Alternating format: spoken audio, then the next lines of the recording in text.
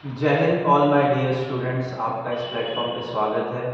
और मैं आशा करता हूँ आप नया कुछ तो कुछ सीख रहे होंगे। तो बेसिकली जो हमारी डेली करंट अफेयर की सीरीज चल रही है वो आपको बेनिफिट दे रही होगी एज अ नॉलेज और एज अ ह्यूमन बीइंग। क्यों? क्योंकि ह्यूमन बीइंग एक ऐसा प्राणी है जो हमेशा सीखता है, उसकी कोई एज नहीं होती है। ठीक है, तो NDA defence exam by Rohit sir. ठीक है, तो बहुत अच्छा कोटेशन मुझे लगा और मैं आपके साथ शेयर करना चाहता हूँ। हर वो एक स्टूडेंट जो पढ़ना चाहता है, सीखना चाहता है, उसके लिए मैं तत्पर हूँ। मैं ऐसा भी टाइम आएगा, आज मेरे चैनल पे करीब 20 वीडियोस हैं, अबाउट 20 अप्रॉक्सीमेटली हो रहे हैं। तो मेरा ये मानना है कि वो 20 वीडियो भी अगर ढंग से किसी ने देखे, क्योंकि मैंने कटिबद्ध तरीके से अपने आप को डिसिप्लिन रख के आपके लिए वीडियो लेके आ रहा हूँ, तो उसमें कम से कम भी मैंने हर एक वीडियो में कुछ ना कुछ नॉलेज देने की आपको कोशिश करी है। तो आप हर एक वीडियो को अगर बाद में भी देखते हैं तो भी आपके लिए बेनिफिट होगा, क्योंकि ये जो वीडियोस है सिर्फ करंट अफेयर के लिए नहीं है, ये स्टैटिक पार्ट भी कवर कर रही है। ठीक है, अगर आप ये वीडियो कभी भी देखते हैं, आज से 10 साल बाद भी देखेंगे, तो यू गेट अ बेनिफिट। ठीक है, if you are not willing to learn, no one can help you. एक चीज तो आप गार्ड बांध के रख लो, जब तक आपके अंदर इच्छा प्रकट नहीं होगी, जब तक आपके अंदर खुद से इच्छा नहीं होगी कि मुझे कुछ सीखना है, तो आपको इस दुनिया में कोई भी आपको नहीं सिखा सकता है। If you are determined to learn, no one can stop you. अगर आपने निश्चित कर लिया है, आपने क्या कर लिया है, अपने आप को कटिबद्ध कर लिया है कि मुझे ये चीज करना है, तो बेसिकली आपको कोई नहीं रोक सकता। No one can stop you. तो आज बहुत ही बड़ा कोटेशन और बहुत ही अच्छा कोटेशन लगा कि आपके अंदर अगर विलनेस जाग चुकी है तो definitely you will crack the NDA exam. आप within 2 years you become a officer. आप क्या होगे? ऑफिसर बन सकते हो। ठीक है, आई होप सो कोटेशन अच्छा लगा होगा। आगे बढ़े। It's my detail, my name is Rohit रानवे and I am expert faculties of geography, history, polity, experience in defense exam, CDS, CAPF, FCAT, ICG।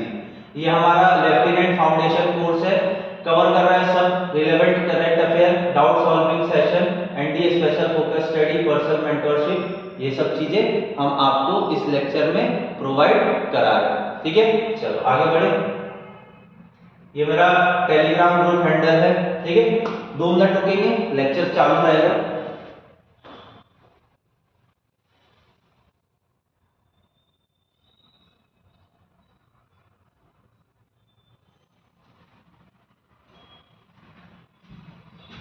चलो आगे बढ़े। तो आज का जो टॉपिक है वो पार्लियामेंट्री सेशन का है। बहुत अच्छा टॉपिक है कि पार्लियामेंट में किस किस तरीके के सेशन स्टार्ट होते हैं। ठीक है, बेसिकली सेशन वो होता है जो टाइम पीरियड होता है जब आप बिल लेके आ सकते हो। जो हमारे सांसद होते हैं पार्लियामेंट में, जो मेंबर होते हैं, वो क्या करते हैं, बिल लेके आते हैं। तो कब कब ला सकते हैं, किस किस तरीके के पार्लियामेंट में सेशन होते हैं, देखते हैं। पहली चीज, the session of parliament, the summon of the parliament specified in the article 85। याद रखना है, संविधान के आर्टिकल 85 के अंदर क्या दिया हुआ है, पार्लियामेंट्री सेशन दिया हुआ है। The power of the converse a session of the parliament rest with the government. बात यहां पे कर रहा है कि पावर है सेशन को कब कंडक्ट करना है, कब नहीं करना है, by the rest of the government. The decision is taken by the cabinet committee of parliamentary affair. ये एकदम आईएमपी लगा लेना। पार्लियामेंट का जो सेशन है वो कब स्टार्ट होगा, डिसीजन कौन लेगा, cabinet committee on parliament affair, which is formulised by the president. ये बेसिकली प्रेसिडेंट के मदद से बनती है। Whose name MP are summon to meet for the session. Basically member of parliament इसके बाद क्या करते हैं, मीटिंग करने का काम करते हैं। India does not have a fix parliamentary calendar. India का कोई फिक्स पार्लियामेंट्री कैलेंडर नहीं है, मतलब बेसिकली वो जब चाहे जब कर सकते हैं bye convention. It's not provide the constitution. Basically constitution में कोई ऐसा शेड्यूल नहीं दिया है कि आपको ये तारीख से ये तारीख करना है। ठीक है, तो इसलिए बोला गया फिक्स पार्लियामेंट्री कैलेंडर नहीं। ठीक है, पार्लियामेंट मीट 3 सेशन, मतलब एक साल में 3 सेशन ले सकती है, कोई जरूरी नहीं है वो 2 सेशन में भी काम हो सकता है। 3 सेशन का नाम दिया है तो 2 भी हो सकता है, वो आगे देखेंगे। quorum, what is mean by quorum? Quorum refer to minimum number of the member required to present conducting a meeting of the house. Basically quorum का मतलब ये होता है कि हाउस स्टार्ट करने के लिए कम से कम इतने मेंबर तो होने चाहिए, उससे कम हुए तो हाउस स्टार्ट नहीं होगा। The Constitution has fixed 1/10 strength as the quorum of both लोक सभा एंड राज्य सभा। मतलब अगर लोकसभा में मतलब हम मानते 550 लोग हैं तो इसका 10% प्रेजेंट होने चाहिए, और राज्यसभा में अगर 250 लोग हैं तो उसका 10% प्रेजेंट होने चाहिए। ठीक है। Thus conduct the sitting Lok Sabha, there should be at least 55 member, वही मैंने बोला 550 का 10% 55, और कंडक्टर राज्यसभा शुड 25, 250 का 10%। तो इतने मेंबर तो होने ही चाहिए जब जाके पार्लियामेंट क्या कर सकता है, सेशन में आ सकता है। ठीक है, आई होप तो समझ में आया होगा।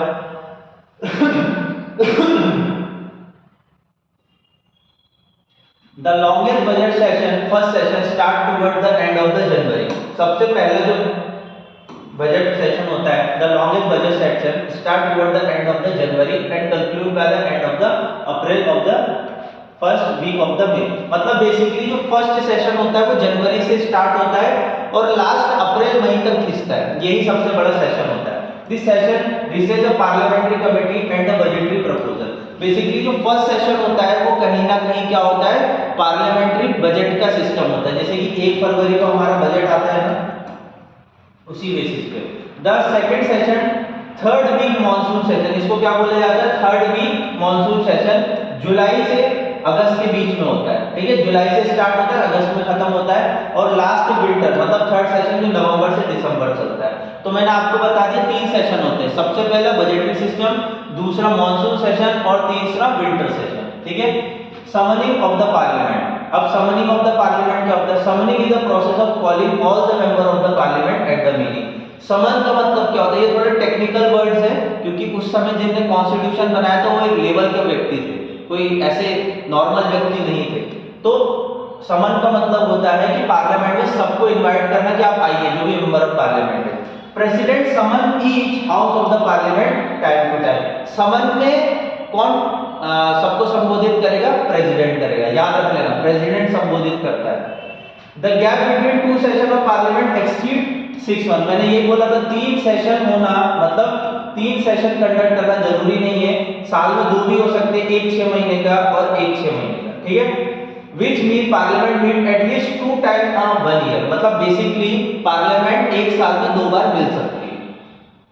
एडजॉर्नमेंट। अब एडजॉर्नमेंट क्या होता है, समन देख लिया कि इसको प्रेसिडेंट करता है। Adjournment terminate the sitting of the house, मतलब अब हाउस को पहले तो सिटिंग करवाया, अब हाउस का सिटिंग कैंसिल करना, मतलब अब उसको खत्म करना है। Which meet again at the time appointed to the next sitting। The postpone may be specified the day as a week। Basically जो समन है, जो नेक्स्ट सेशन होगा वो या तो वीक के बाद हो सकता है, या तो मंथ के बाद हो सकता है, या तो डेज के बाद कभी भी हो सकता है। If the meeting terminate without any definite time and date fix meeting, it's called adjournment sine die that. Basically अगर कोई टाइम नहीं बताया गया है, कोई टाइम नहीं बताया गया है और क्या करना है, खत्म करना है, अब ये परमानेंटली खत्म हो जाएगा तो उसको क्या बोला जाएगा, adjournment sine die that. Progression. Progression is the end of the session. Progression का मतलब क्या होता है, प्रोरोगेशन बोलते हैं बेसिकली, सॉरी। प्रोरोगेशन का मतलब क्या होता है कि अब जो सेशन है पार्लियामेंट का वो खत्म हो रहा है। ठीक है। It's put end on the session, the time between the prorogation and the reassembly in the called recesses. क्या बोला जाता है, recesses. Prorogation is the end of session and not the dissolution of the house. इसका मतलब ये नहीं है कि हाउस डिसॉल्व हो गया, सेशन डिसॉल्व हुआ है। ठीक है। तो प्रोग्रेशन का मतलब क्या होता है कि एक सेशन खत्म हो गया, जैसे विंटर सेशन खत्म हो गया, मॉनसून सेशन खत्म हो गया। ठीक है, तो इसको क्या बोलते हैं, प्रोग्रेशन। ठीक है, यहां तक चीजें आपको समझ में आई होगी। तो आगे बढ़े। एक ये न्यूज थी, दिल्ली गवर्नमेंट को बेसिकली 500 नई बस मिली है, इलेक्ट्रिक बस मिली है, तो उसी से रिलेटेड था, मैंने बोला डायग्राम उठा के लिया था। दिल्ली सरकार को इतनी बस देनी है, कितनी देनी है, 3882, 3882 बस डीटीसी के रेट में होगी। 30 लाख कम्यूटर बसेज इन दिल्ली एवरी डे, मतलब बेसिकली 30 लाख लोग क्या कर रहे हैं, रोज ट्रैवल कर रहे हैं। 1679 buses operating under the cluster scheme, मतलब बेसिकली जो क्लस्टर स्कीम है उसके अंदर 1679 बसेस रन कर रही है। 11,000 बसेस रिक्वायर्ड है। कितनी बसेस रिक्वायर्ड है? 11,000 बसेस की रिक्वायर्ड है। 1,000 buses procured for the DTC tender receive only 1 bid, basically 1000 bus की और डिमांड करी गई। ठीक है, basically scheme letter acceptance and 1000 electric bus to be run under the cluster model. और 2018 से ये गवर्नमेंट ने स्कीम ला के रखी है कि हमको मतलब कहीं ना कहीं इलेक्ट्रिक बस लाना है। इसका मेन मोटिव बस इतना ही है कि पॉल्यूशन कम करना है और ज्यादा से ज्यादा लोग क्या करें, पब्लिक ट्रांसपोर्ट यूज करें। मेरा ये मानना है अगर गवर्नमेंट आपको अच्छी सुविधा मुहैया करा रही है कम पैसों में, तो क्यों हमें मतलब अपनी प्राइवेट व्हीकल से जाना चाहिए। मतलब प्राइवेट व्हीकल कॉस्ट बेनिफिट भी नहीं होती कई कई कभी बार, तो आप cheap mode of the way जा सकते हैं। जैसे पुणे हो गया, पुणे में आप इजीली बस में 50 रुपीज के पास में पूरा दिन कहीं भी कोई भी बस में आप ट्रैवल कर सकते हो और चीप वे है। ठीक है, तो इस स्कीम के अंदर ये चीज लागू करी गई। I hope so you will be understand. Sabarimala temple issue, गौर से सुनना है, ध्यान से सुनना है, बहुत इंपॉर्टेंट है। शबरीमाला टेम्पल, अब ये जो मंदिर है ये बहुत टाइम से इशू में चल रहा है। तो ये एक ऐसा मंदिर है, ये लॉर्ड अयप्पा का टेम्पल है और ये लॉर्ड अयप्पा का टेम्पल में फीमेल्स आर नॉट अलाउड। तो हम देखेंगे कि फीमेल्स अलाउड क्यों नहीं है, पहले शबरीमाला का लोकेशन देखेंगे, उसकी मतलब आगे की प्रॉब्लम्स क्या है, क्या फेस हुआ, सुप्रीम कोर्ट के पास क्यों गया, वो सब चीजें हम देखेंगे। ठीक है, the Sabarimala temple issue has accept attention of the nation, stirring debate and discuss question the society. Situated in the western घाट, बेसिकली वेस्टर्न घाट में है, कहां, Kerala. Sabarimala temple is more than just a temple, embodies a really weather tradition, spirituality and controversy coverage. Basically आपको क्या याद रखना, शबरीमाला जो टेम्पल है बेसिकली वेस्टर्न घाट केरला के अंदर बिलोंग करता है, तिरुमाला की पहाड़ियों के ऊपर। The Shabrimala temple stand as an important Kerala rich culture, heritage and religious diversity। ये क्या चीज बताना चाह रहे हैं कि शबरीमाला टेम्पल जो है वो केरला का रिच हेरिटेज साइट्स दिखाता है, कल्चर दिखाता है, रिलीजियस डाइवर्सिटी दिखाता है। Within the enchanting forest of Periyar tiger reserve, जहाँ क्या है, पेरियार टाइगर रिजर्व। आपसे अगर क्वेश्चन पूछ लिया जाए पेरियार टाइगर रिजर्व कहाँ है, तो बेसिकली कहाँ पर है, केरला में, याद रखना। The temple is dedicated to lord Ayyappa, ये मंदिर किसका है, लॉर्ड अयप्पा का है। Revered deity which hold the special place in the heart of the millions of the devotees. मेरा खुद एक बार मन है जाने का, यहाँ थोड़ी सी तपस्या करके जानी पड़ती है। लॉर्ड अयप्पा बेसिकली कार्तिकेय को बोला जाता है, शिव जी के पुत्र थे, उनको बोला जाता है। बस आपको जो फैक्ट है उसको ज्यादा फोकस करना। The core of the debate rests on the whether the practice of bearing women's entry infringe upon the fundamental right and gender equality content the provision violate women rights, equality and freedom of the religion। Basically जहां मंदिर के अंदर women's को allowed नहीं है, कौन सी उम्र से लेके 10 to 50 इयर्स की वुमेन जिनको मेंस्ट्रुएशन साइकिल होती है वो इस मंदिर में नहीं जा सकती है। ऐसे रिचुअल्स इन लोगों ने बना के रखे। बट जब एडवोकेट ने क्या किया, पिटीशन डाला सुप्रीम कोर्ट में, उन्होंने क्या बोला कि इक्वालिटी और फ्रीडम ऑफ रिलीजन के नाम पे ये कहीं ना कहीं क्या है, खंडित किया जा रहा है। वुमेन्स का भी अधिकार होना चाहिए कि मंदिर में वो पूजा कर सके। ठीक है, आई होप सो यहाँ तक समझ में आया होगा। आगे बढ़ते हैं, पीडीएफ मिल जाएगा, ये रहे लॉर्ड अयप्पा और ये शबरीमाला टेम्पल है। ठीक है, why womens are not allowed, ये भी देख लेते हैं, वुमेन्स क्यों अलाउड नहीं है। At the heart of the Sabrimala temple issue deeply enragement practice rise empowered and so debate the tradition bearing women menstruation age of 10 to 50 years। इस 10 to 15 years की जो वुमेन है menstruation cycle होती है, इस वजह से वो इंटरप्ले नहीं कर सकती religious belief and the custom। Devotees who either the practice believe the Lord Ayappa as a celebrity deity should be exposed by the energy associated with the menstruation। अब ये मुझे समझ में नहीं आता है, मुझे इसको कंडेम तो नहीं करना चाहिए, बट ये गॉड गिफ्टेड होता है जो भी मेंस्ट्रुएशन साइकिल है। बस मुद्दा यही रहता है कि आप क्यों नहीं समझ पा रहे हो कि मेंस्ट्रुएशन साइकिल की वजह से तो ये यूनिवर्स चल रहा है। अगर मेंस्ट्रुएशन साइकिल ही ना होती तो यूनिवर्स चल पाता क्या, तो आपको कहीं ना कहीं ये समझना पड़ेगा। और देखो भगवान तो सभी के हैं, चाहे मैन हो चाहे वुमेन हो, है ना, ब्लेस तो सभी को करते हैं। ऐसा थोड़ी ना कि वुमेन्स को अलग से कुछ ब्लेस होता है या मेंस को कुछ अलग से ब्लेस होता है। तो ये रिचुअल्स हमें कहीं ना कहीं छोड़नी चाहिए। This practice is seen a mark of the respect of the dignity, celibacy and reflective culture, spiritual sentiments down to the generation. Basically ये जो प्रैक्टिसेस है ये सदियों से चली आ रही है, तो अब मुझे ऐसा लगता है कि कहीं ना कहीं इसको बदलना चाहिए और हमारे समाज में कहीं ना कहीं आगे बढ़ना चाहिए। ये टैबू हटा देना चाहिए कि मेंस्ट्रुएशन साइकिल है तो वो परमिट नहीं कर सकती। ये मुझे लगता है अपनी अपनी विचार को छोड़ देना चाहिए। अगर कोई वुमेन्स को मेंस्ट्रुएशन साइकिल है, उसका खुद का ही मन नहीं है टेंपल में जाने का, तो ठीक है वो ना जाए, कोई उसमें बड़ी बात नहीं है। पर मेंस्ट्रुएशन जिनको नहीं है वो तो जा सकती है, उसमें तो कोई बड़ी बात नहीं हो सकती। The supreme court verdict marked the sensitive shift of dynamics surrounding Sabarimala temple. Supreme court ने ऑर्डर दिया हुआ है, इट हेरिबल new era where women all ages were permitted to the step of foot sacred principle. Basically supreme court ने order दिया है कि women's को भी अधिकार है, सब उम्र की महिला जा सकती है। This watershed movement was celebrated by the promote the gender equality and women rights. जब सुप्रीम कोर्ट ने इस तरीके का ऑर्डर दिया तो उसमें कहीं ना कहीं 2019 की बात है, ऑर्डर दे दिया था सुप्रीम कोर्ट ने कि देखिए ये आपकी निजता का अधिकार है, आप कोई भी भगवान को पूज सकते हो। Right to freedom article under article 25 से स्टार्ट है 30 तक। तो बेसिकली रिलीजन की बात हो रही है तो आप प्रैक्टिस कर सकते हो, ठीक है। आई hope so you will be understand. Sabarimala controversy हमेशा रहती है, इस वजह से हमने डिस्कस किया। अब आ जाते हैं इंपॉर्टेंट मिसाइल्स इन इंडिया। भाई क्लास 9 की बुक उठाना, वहां देख लेना मिसाइल्स के बारे में दिया हुआ है, तो हम उसको थोड़ा डीप में पढ़ेंगे। ये बच्चे जो एनडीए की तैयारी कर रहे हैं उनके लिए बेनिफिट है, जो भी एनडीए का एग्जाम अपकमिंग वो देने वाले हैं तो उनको हेल्प मिलेगी इससे।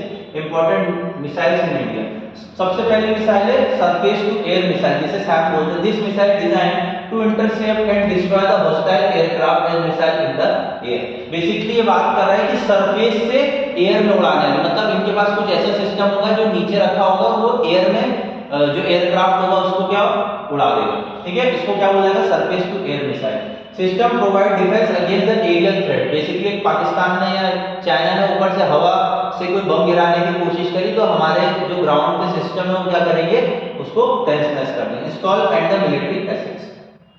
Next air to air missile, जिसे हम क्या बोलते हैं, AAM. AAM are primarily used by fighter aircraft engage at the neutralise enemy aircraft in the aerial combat. मतलब कोई सामने से एयरक्राफ्ट आ रहा है तो हमारा एयरक्राफ्ट क्या करेगा, उसको न्यूट्रल करने की कोशिश करेगा, उसको मिसाइल से गिरा देगा। This missile are design for the high manoeuvrability and speed to ensure efficiency and very distance. Basically हम तेजस को बोल सकते हैं, तेजस के अंदर ये कैपेबिलिटी है, ठीक है। चलो next, surface to surface missile. This missile are deployed on the land based platform and can be launched to strike target on the land. मतलब ये मिसाइल होगी कि धरती पे रह के ही धरती का कोई टारगेट है, जैसे टैंक आ रहा है सामने तो उसको उड़ा देगा, ठीक है। This offer long range precise strike capability and can equipped by the conventional nuclear warhead depend on the mission objective. Basically हमारे पास ऐसे भी मतलब टैंक्स हैं जिससे ये क्या किया जा सकता है, सरफेस टू सरफेस मिसाइल को दागा जा सकता है। और ये ज्यादातर क्या किया जाता है, वॉरहेड मिसाइल को लॉन्च किया जाता है सरफेस टू सरफेस मिसाइल पर। ओके, यहां तक समझ में आया। अब देखते हैं बैलिस्टिक मिसाइल है, ये थोड़ी सी बहुत इंपॉर्टेंट है। Ballistic missile system conduct an interceptor missile designed to intercept and destroy upcoming ballistic missile during the flight trajectory. This missile play a crucial role protecting against the potential ballistic missile. Ballistic missile के बारे में हम जानेंगे। Basically ballistic missile ऐसी missile है जो कि दूसरे कॉन्टिनेंट पे भी जाके हमला कर सकती है। जैसे हम इंडिया में बैठे हैं तो हम लोग डायरेक्ट चाइना के शंघाई वाले रीजन में भी हमला कर सकते हैं। मतलब इसकी जो रेंज कैपेसिटी होती है वो बहुत ज्यादा होती है, ठीक है, रेंज इसकी ज्यादा होती है। Cruise missile, cruise missile self propelled guided weapon launch from various propellant aircraft, ship, submarine. मतलब जो क्रूज मिसाइल होती है वो एकदम गाइडेड वेपन होता है, मतलब इसको ट्रेन मतलब एकदम स्पेसिफिकली टारगेट को हिट करेगा ही, ठीक है। तो कहां से लॉन्च कर सकते हैं, एयरक्राफ्ट से, शिप से, सबमरीन से। They provide accurate and long range strike ability. Basically ये एक्यूरेट, अगर यहां से हमने टारगेट सेट किया तो वो ही टारगेट पे जाके हिट करेगा, ठीक है। Submarine launch ballistic missile. These missiles are launched from submarine capable carrying under nuclear conventional warhead. Cruise missile basically nuclear capability के साथ आता है, न्यूक्लियर मिसाइल के साथ आता है और ये कहां लॉन्च कर सकते हैं, सबमरीन से भी। Submarine launch ballistic missile provides second spy capability enhance the India determined posture. Basically जो हमारी सबमरीन होती है वो पानी के नीचे होती है। अब जब पानी के नीचे सबमरीन है हमारी तो कहीं ना कहीं क्या है, वहां से भी हम लॉन्च कर सकते हैं क्या, वॉरहेड न्यूक्लियर। ठीक है, समझ में आया। फिर आता है anti tank missile. This missile is specifically designed to destroy enemy armoured vehicle. Basically सामने से अपने कोई आर्मी टैंक आ रहा है तो अपने पास ऐसी कैपेबिलिटी है जिसे हम क्या बोलते हैं, एंटी टैंक मिसाइल। ये ऐसे कंधे पे रख के भी छोड़ा जा सकता है, मैं फोटो वगैरह दिखाऊंगा फ्यूचर में। They offer precision targeting and high penetration capability, provide infantry force effective means of counter armored threat। Basically जो इन्फेंट होती है मतलब जो पैदल सेना होती है उसको कहीं ना कहीं हानि पहुंचाने का काम क्या करता है, एंटी टैंक मिसाइल। ठीक है, तो IMC है, एयर टू एयर मिसाइल है, 500 to 80 kilometre, 500 metre to 80 kilometre और स्पीड कितनी, माइल 4। मतलब स्पीड किसकी है, एयर से ज्यादा स्पीड है। ठीक है, मतलब सॉरी एयर में साउंड की स्पीड से ज्यादा है। जिसकी स्पीड साउंड से ज्यादा होती है उसको मार्क में कैलकुलेट करते हैं, मार्क को। नोविएटर के मीडियम रेंज है 300 से 400 किलोमीटर, इसकी जो स्पीड है 3.3 है। अस्त्र एयर टू एयर है 80 टू 110 किलोमीटर है, इसकी स्पीड कितनी है, मार्क 4.5।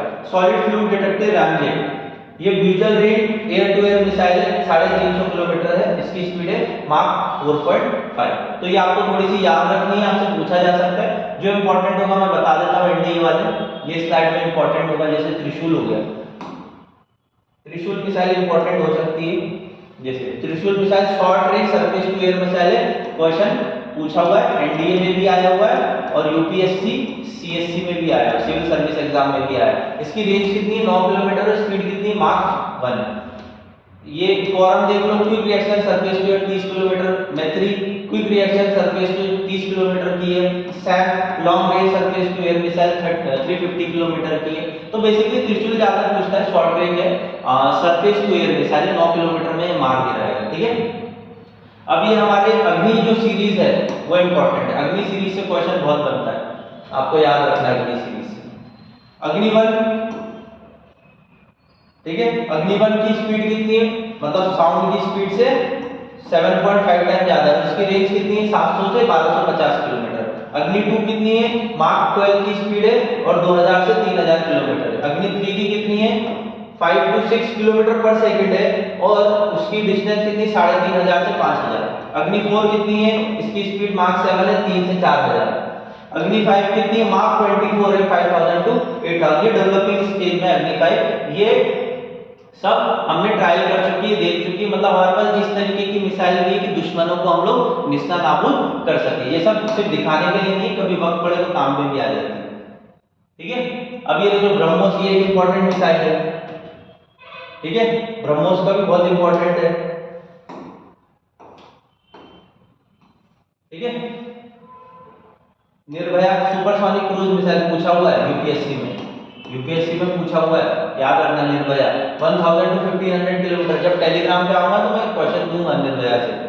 उसकी स्पीड कितनी है, mark 0.9। BrahMos hypersonic cruise missile है, मार्क 8 की स्पीड है। BrahMos 1 land attack cruise missile है। ब्रह्मोस 2 एंटीशिप क्रूज मिसाइल है। BrahMos 3 land attack cruise missile है। ठीक है, advance air defence anti atmospheric ballistic missile है, 150 किलोमीटर की रेंज, स्पीड कितनी है, 4.5। तो ये आपको याद करना है, पढ़ना है, अच्छे से समझना है। और पृथ्वी एयर डिफेंस, ये भी इसमें आया था, आईएनएस में आया था, मतलब एनडीए में ही कहीं पूछा गया था, मुझे याद आ रहा है। Prithvi air defence atmospheric anti ballistic missile 300 kilometre और स्पीड कितनी है, मार्क +5। ठीक है, तो आई होप सो आपको यहाँ तक चीजें क्लियर हो गई होगी। अब ये देख लीजिए, आपको फोटो भी दिखा देता हूँ। अस्त्र MK1, ठीक है, इनकी स्पीड देख लो, बहुत इंपॉर्टेंट है, कैसी दिखती है हमारी मिसाइल, इसलिए आपके लिए फोटो लेके आया हूं। ये अस्त्र में एयर टू एयर मिसाइल है, मैक्सिमम 110 किलोमीटर की स्पीड और मतलब 110 किलोमीटर ट्रैवल कर सकती है। स्पीड कितनी है, मार्क 4.5। अस्त्र MK2, ये एयर टू एयर है, इसकी 160 किलोमीटर की रेंज है, स्पीड कितनी है, 4.5, देख सकते।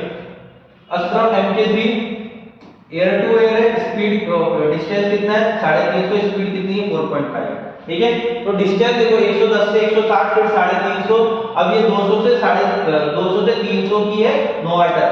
ठीक है ना, तो स्पीड कितनी है, 3.3। तो ये अपने इंडिया के पास सब तरीके की एबिलिटी होनी चाहिए और है, और कहीं ना कहीं हम लोग क्या कर रहे हैं, डिफेंस की तरफ बहुत आगे बढ़ रहे हैं। तो ये स्पेशली डिफेंस वालों के लिए आज ये टॉपिक लेके आया था। ये देखो अग्नि 5 टेस्ट फायर, बेसिकली अग्नि 5 का रेंज देखो कितना जबरदस्त है।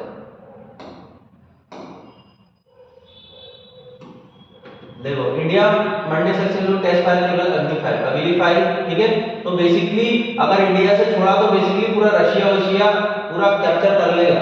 ऑपरेशन रेंज कितनी है, 5500 से लेके 5800 किलोमीटर, मतलब ये क्या है, बैलिस्टिक मिसाइल है।